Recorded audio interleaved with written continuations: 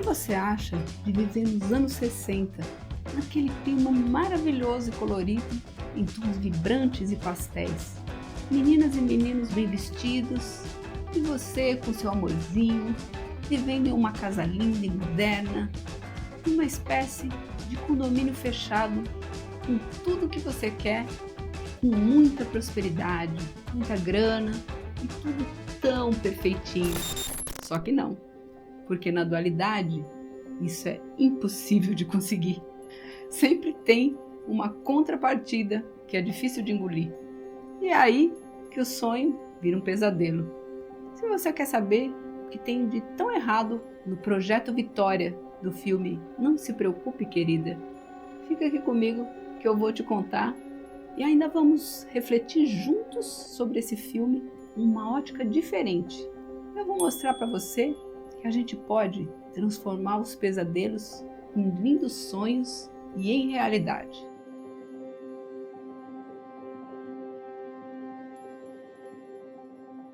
O filme Não Se Preocupe, Querida é mais um filme distópico de 2022. Aliás, eu não sei por que tantos filmes distópicos. Por que ninguém faz filmes utópicos? Fala pra mim. Bem, os meus livros eles estão mais para utopias e finais felizes, porque é nisso que eu acredito. O filme distópico ele serve pra gente refletir, mas eu sinto muita falta dos finais felizes. Afinal, pra mim, tudo tá melhorando cada vez mais, você não acha? É o que eu penso, pelo menos.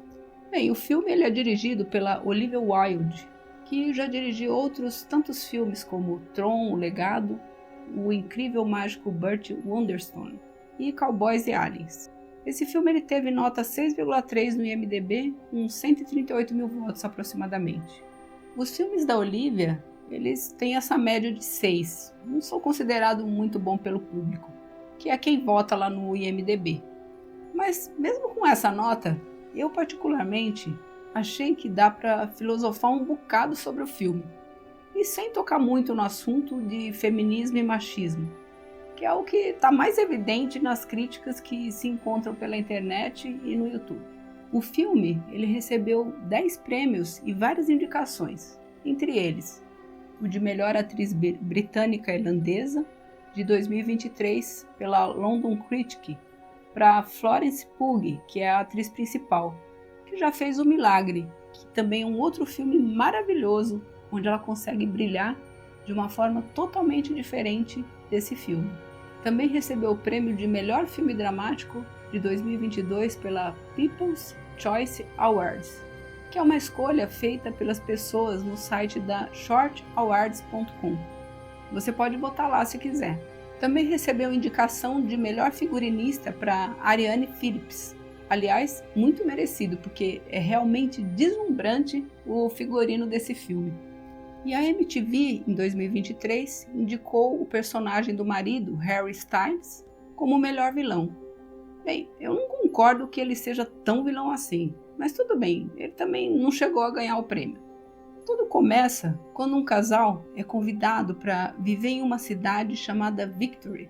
O líder do projeto, Frank, que é interpretado pelo Chris Pine, faz uma apresentação entusiasmada de boas-vindas ao casal novato e mostra uma felicidade, um bom humor, um grande entusiasmo com o projeto. A esposa Linda também se mostra entusiasmada, comprometida. Toda a história acontece em torno da personagem Alice, que começa a não ficar tão feliz e satisfeita com a sua vida no projeto, por influência de coisas estranhas que acontecem com ela própria, tais como visões esquisitas e lapsos de memória. E também por influência da Margaret, que é uma outra esposa que também parecia saber de algo errado sobre o projeto. As coisas estranhas, elas persistem até o final do filme, formando uma boa trama de suspense, até a chegada da última peça do quebra-cabeça, que explica tudo aquilo que está acontecendo. Assim, o filme consegue prender a atenção e, no final, causar muita reflexão. Eu e meu marido, a gente conversou muito sobre o filme, logo depois e também nos dias seguintes. Logo depois e nos dias seguintes, deu muito pano para manga. Agora, se você ainda não assistiu o filme e você não quer spoiler, é hora de pegar a sua pipoca e ir lá para sua TV ou seu celular para assistir. Depois, você volta e continua aqui com a gente para refletir e bater um papo filosófico sobre um filme. E vamos para a pipoca. Agora começa o resumo com spoiler. O local, chamado de Victory Project ou Projeto Vitória, parece um paraíso dos anos 60. Vários casais felizes vivendo ali,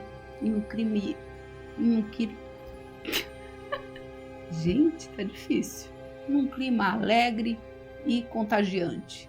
Tudo é divertido e tudo é agradável. Os maridos, eles saem para trabalhar juntos em uma mesma empresa do projeto.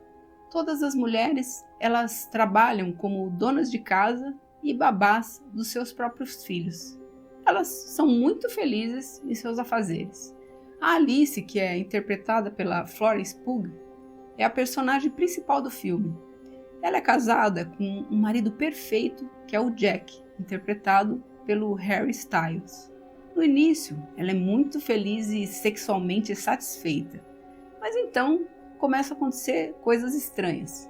A primeira coisa estranha é quando a Alice pega os ovos e os aperta. Eles estavam todos vazios, só a casca. Logo depois, ela começa a ter visões estranhas e uns lapsos de memória. As mulheres todas, elas fazem aula de dança com a esposa do líder, a Shelley, que é interpretada pela Gemma Chan. Alice, ela começa a ter estranhas visões distorcidas que são relacionadas a essas danças. Parece um pouco com um caleidoscópio a visão dela.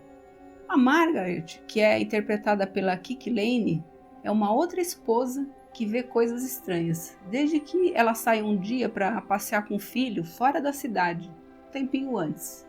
O filho foi tirado dela pelo líder do projeto, como punição por ela ter saído da cidade. Ela passa a dizer que eles estão sendo enganados, que estão presos e que todo mundo precisa sair desse lugar. A Alice vê a Margaret fazendo cenas durante a festa, mas ela não dá ouvidos inicialmente. Mas devido às suas próprias visões e lapsos de memória e à influência da Margaret, a Alice ela decide passear de ônibus fora da cidade e ela vê um avião cair. Ela pede para o motorista parar o ônibus e vai lá na direção do avião. E aí ela sobe uma montanha e chega num posto num formato circular. Quando ela toca aquele posto, aquele círculo estranho, ela tem umas visões estranhas e perde a consciência. Depois, a Margaret ela sobe no telhado e corta a própria garganta. E a Alice tem um pressentimento de que tem algo errado acontecendo, devido ao que acontece com a Margaret. Eles dizem que a Margaret só sofreu um acidente, mas a Alice ela não se conforma. Os maridos, todos eles trabalham na empresa com material progressivo controlado, e que aquilo é um projeto secreto e eles não podem falar a respeito com as esposas. Então a Alice ela passa a desconfiar disso aí também. O líder ele continua falando do projeto como se fosse o paraíso, mas a Alice sempre tem aquelas visões e cada vez mais desconfiada.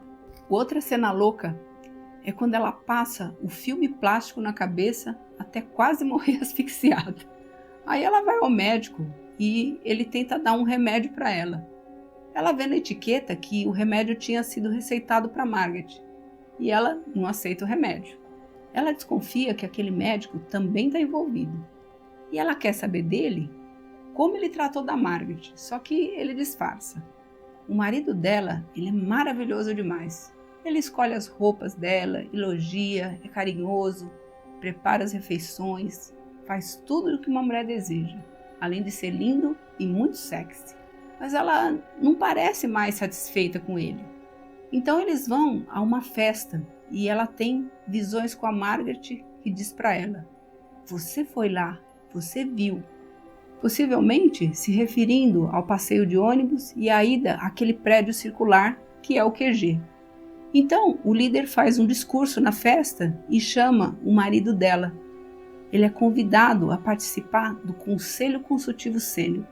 Então ela sai chorando para o banheiro quando ele é convidado para o conselho e a amiga corre atrás dela. E ela diz que eles estão mentindo e ela conta o que ela viu. Depois acontece o jantar de comemoração do marido entrando no conselho, e isso acontece na casa dela. E aí ela discute com o líder na mesa, enfrenta ele, e ele mente dizendo que ela dormiu com ele. Ele fala que ela está doente. Ela acusa ele de estar enganado e usando todo mundo. A esposa dele interfere e dá uma lição de moral nela, exaltando o marido e chamando ela de mimado. No fim, o jantar acaba mal e todo mundo vai embora. E o líder vai conversar com o marido dela. Ela conversa com o marido e diz que o amor que sente por ele é maior que tudo. O marido perdoa, mas ele permite que os homens de rosa, que são os seguranças, levem ela para um hospital, onde ela é colocada numa camisa de força. Então, ela tem lembranças de um mundo diferente. De repente, ela se torna médica em um hospital, vai para casa, saindo de um turno de 30 horas de trabalho. E o marido está lá no computador, assistindo um vídeo do YouTube daquele líder do projeto. Essa visão que ela tem parece o tempo atual, com celular, etc. Não dá para entender muito bem o que está acontecendo. O fato é que eles não parecem felizes, nem tão bonitos, nem saudáveis como no projeto dos anos 60. Depois, ela sai do hospital e retorna para aquele mundo falso, mas cheio de glamour dos anos 60. Aí ela vai, se senta no sol com a amiga e a vida falsa volta ao normal. No final, mostra o marido tendo entrado em um projeto na internet que ele descobriu por um canal do YouTube. O projeto consiste em manter a esposa na cama o tempo todo e colocar nela, e depois nele mesmo, um dispositivo ocular que conecta no projeto. Eles entram no projeto Vitória enquanto eles estão deitados na cama juntos. A verdadeira vida deles parece horrível. Eles moram num apartamento pequeno, muito feio. Ela trabalhava 30 horas como médico, fazendo um monte de plantões, e ele desempregado. Mas lá no Projeto Vitória, o tempo que os maridos passam trabalhando é, na verdade, o tempo que eles ficam fora do projeto, trabalhando de fato no mundo real e horrível, mas protegendo as esposas de um trabalho e uma vida péssimos na vida real. A questão é que as esposas nunca acordam e os maridos são responsáveis pela manutenção da vida das esposas, que ficam dormindo eternamente enquanto só eles trabalham. E eles até assinam um contrato sobre isso. Então a Alice descobre tudo. O marido conta a verdade, eles discutem e, sem querer, ela mata ele. A amiga Bunny, que é interpretada pela própria diretora do filme, conta que se alguém morre no projeto, morre também na vida real, mostrando que ela sabia de alguma coisa. E agora que a Alice matou o marido, ela precisa fugir antes que eles matem ela. Então, ela encontra uma outra amiga que ajuda ela a fugir, mas que se recusa a fugir com ela, porque aceitou e gosta daquela vida do projeto. Isso mostra que algumas mulheres estavam ali de livre e espontânea vontade. Então, ela consegue fugir com o carro e vai lá para o QG. Os homens de rosa perseguem ela, mas ela faz uma manobra e eles acabam batendo entre si, e ela foge. Aí um nível de segurança vermelha é ativado e o líder ele tem que entrar em ação. Só que a esposa dele mata ele, porque ela está cansada de participar daquela farsa do projeto, mostrando que também não estava feliz ali naquela realidade. A Alice chega no QG sendo perseguida pelos seguranças. Ela para antes de tocar no QG e lembra do marido e acorda num susto para a realidade verdadeira. Não fica muito claro, mas parece que o marido está realmente morto na vida real e ela fica sozinha. Agora vamos para o significado místico e filosófico desse filme. O início do filme ele já dá uma sensação ruim de que aquela comunidade se trata de algum experimento científico ou político. Embora tenha aquele ar de felicidade e perfeição, parece tudo falso demais, justamente por ser perfeito demais. Me lembra muito um filme com a Nicole Kidman que se chama Mulheres Perfeitas, se não me engano, que também é uma crítica à sociedade americana dos anos 60, em que a mulher não trabalhava fora, ficava cuidando da casa e das crianças e sendo perfeita para o marido. No final, eles descobrem que as mulheres perfeitas eram robôs, porque as próprias mulheres não aceitavam aquela vida. Então, os maridos matavam as mulheres e colocavam aqueles robôs perfeitos no lugar delas. Mas aqui, nosso papo não vai exaltar o feminismo, nem o machismo ou nenhum tipo de ismo. Os ismos nada mais são que sistemas criados pela cultura e pela sociedade para separar ainda mais as pessoas. Todos os ismos, eles separam as pessoas em grupos com características bem específicas. E quem não tiver aquelas características não pode fazer parte do grupo. Então, esses grupos exaltam as suas próprias qualidades e difamam os grupos contrários. Só que esse é um canal que fala de unicidade. E qualquer sistema que coopera para a separatividade tem como sobreviver na unicidade. Claro que a gente tem que lutar pelos nossos direitos e a gente precisa se organizar para isso. Mas esses sistemas de polaridades, eles precisam ser repensados, precisam se repensar. Porque quando eles se defendem, eles sempre precisam agredir os grupos contrários. E por que para você ser um homem, você precisa acabar com as mulheres? E por que para ser uma mulher, você precisa acabar com os homens? Não dá para conviver? Então, o nosso objetivo aqui no canal é ver o melhor no outro, mesmo que ele seja diferente de nós, mesmo que ele seja contrário a nós. Olhar para o diferente com respeito e até com admiração, e não com pedras na mão. A dualidade, ela é justamente isso, é a ilusão da separatividade, como se nós fôssemos o nosso corpo, o nosso gênero, como se nós fôssemos a nossa criação, a nossa cultura. Mas isso tudo é só uma ilusão, é só passageiro, tem uma duração ínfima para o desenvolvimento espiritual. A sua alma, ela reencarna sob diversas formas. Você passa por todos os tipos de aprendizado. Uma vez você é um homem, na outra vez é uma mulher, uma vez você é uma prostituta, na outra vida você é um monge, um sacerdote. Quando nós temos espiritualidade e uma mente aberta, não é possível você olhar para outra pessoa e ver ela como um polo oposto a você, em que você não consegue ver nada de bom. Então, nosso foco aqui é união, é unicidade, e não sistemas e separatividade. Tudo bem?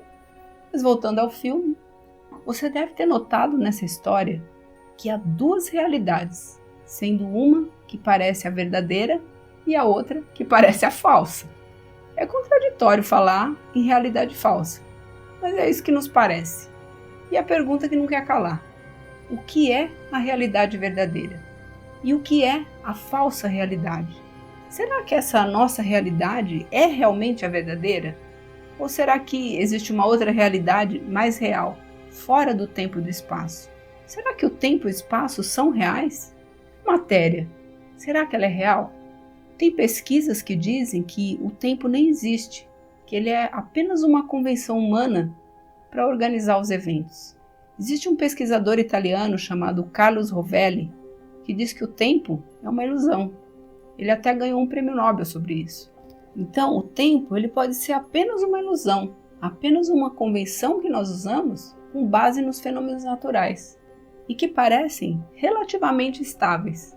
Porém, essa estabilidade ela pode ser temporária.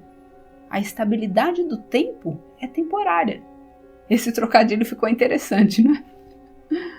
Se nós nos afastamos da galáxia, nós perdemos a noção de tempo e de espaço que nós temos, devido aos sistemas de rotação e translação do Sol e dos planetas.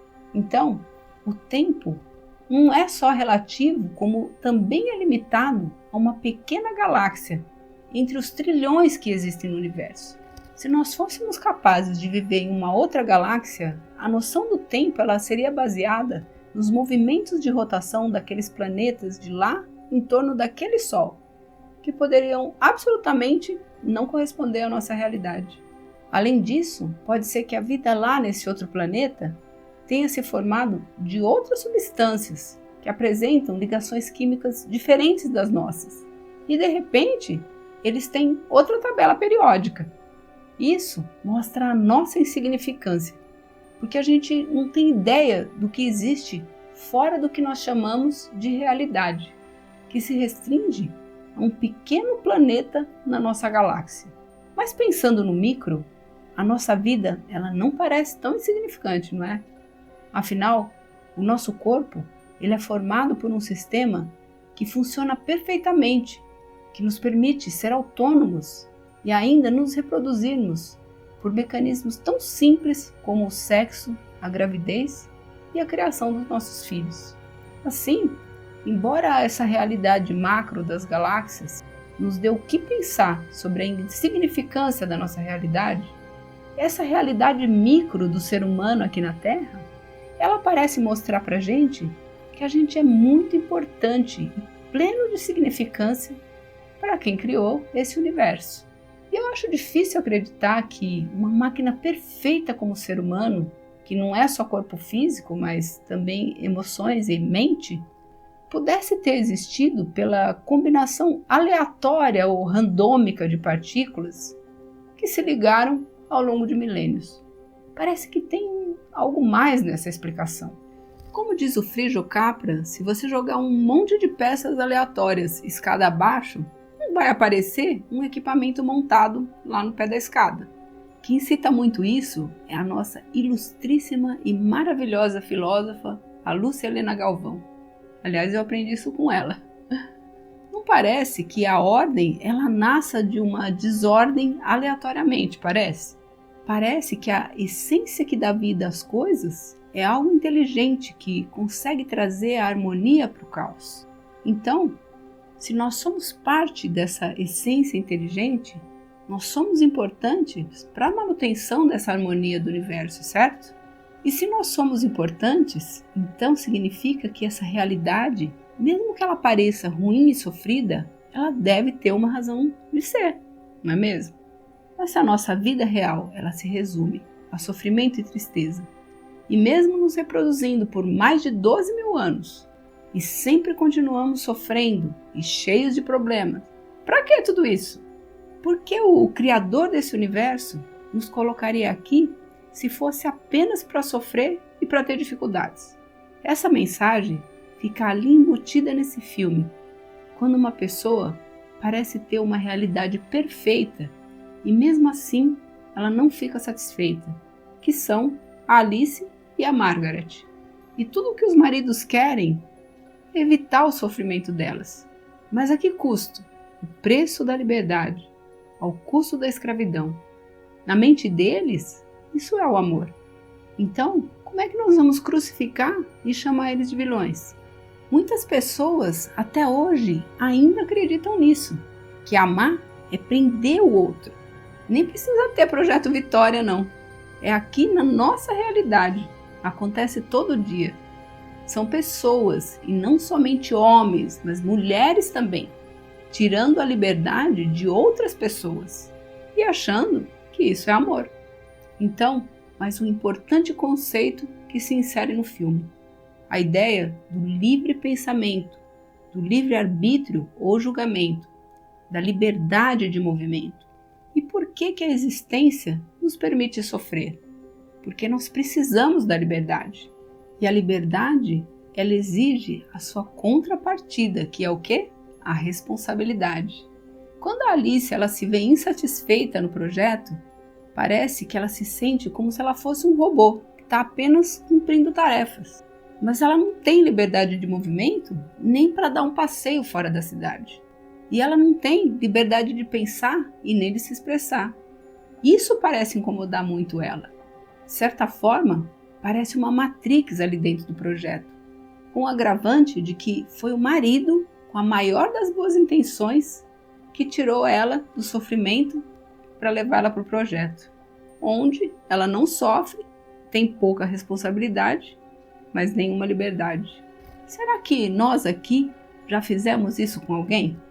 Com a maior das boas intenções, nós tiramos a liberdade de uma pessoa e, junto a isso, tiramos também dela a possibilidade de ela se responsabilizar pela sua própria vida? Isso acontece nas melhores famílias e ainda justificado por uma nobreza de caráter. Nós prendemos nossas esposas ou maridos, prendemos nossos filhos, nossos netos, com a justificativa de que nós estamos protegendo essas pessoas. Mas muitas vezes nós estamos justamente impedindo essas pessoas de crescerem por si mesmas. Então, para mim, a maior lição desse filme é a seguinte: se a existência, em sua infinita sabedoria, nos deu a liberdade com responsabilidade, por que não permitimos àqueles que já têm a maturidade que sigam seus próprios caminhos com liberdade e responsabilidade? Eu sei que é difícil decidir quando um filho já está maduro para seguir em frente, mas quando a gente tem o compromisso e a responsabilidade de permitir que uma pessoa se desenvolva plenamente, então nós prestamos atenção nessa pessoa, tal como uma semente que se transforma em um broto, que se transforma em uma planta, que se transforma em árvore, que dá flores e frutos. Nós passamos a observar cada passo dessa pessoa na direção do seu amadurecimento e somos proativos, no sentido de ampliar essas vivências de amadurecimento da pessoa. Nós ajudamos ela a crescer, colocando fertilizantes para que ela cresça, regando para que ela se sinta acolhida, mas sem tolher sua liberdade, mas também podando os galhos secos e doentes para que ela cresça de modo saudável. E ainda que tenhamos mais experiência e já sabemos de antemão de alguns erros certeiros que a pessoa vai cometer, nós permitimos que a pessoa se desenvolva no seu próprio tempo, assim como a existência nos permitiu. E se alguém, antes de nós, nos podou e limitou a nossa liberdade, além do necessário, nos perdoamos e seguimos em frente, com toda a liberdade e responsabilidade que nos restar. Assim, nós sentimos o dever cumprido e a consciência tranquila de saber libertar. Para finalizar, eu quero te agradecer por ter ficado comigo até o final. Se você gostou desse conteúdo, por favor, deixe o seu like iluminado, inscreva-se no canal, compartilhe com seus amigos e familiares e faça aí os seus comentários. Vamos discutir, vamos dialogar sobre o filme, fazer reflexões filosóficas. Desejo a todos os seres uma vida plena, com muita luz, e que você siga o seu caminho na mais santa paz. Namastê!